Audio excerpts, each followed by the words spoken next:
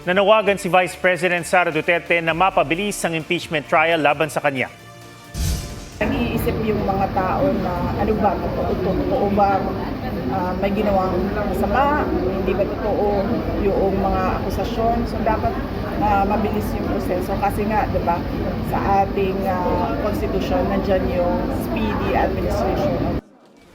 Nang tanungin kung ang paglaloban niya ay makatutulong para mapabilis ang paglilitis, sagot ng bise hindi kailangan ng kanyang presensya dahil kinakatawan naman siya ng kanyang mga abogado. Hindi naman ako abogado para sa impeachment court.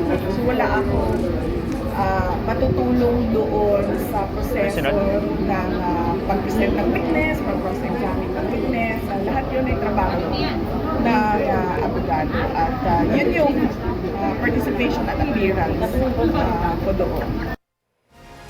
Naniniwala naman ang kampo ng bise na malakas ang kanilang reklamo laban kay Ramil Madriaga, ang nagpakilalang dati niyang aide at bagman.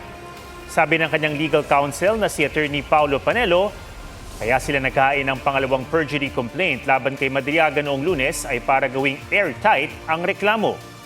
Gusto rin daw nilang ipakita sa publiko kung anong klaseng testigo ang balak gamitin ng prosekusyon sa impeachment trial.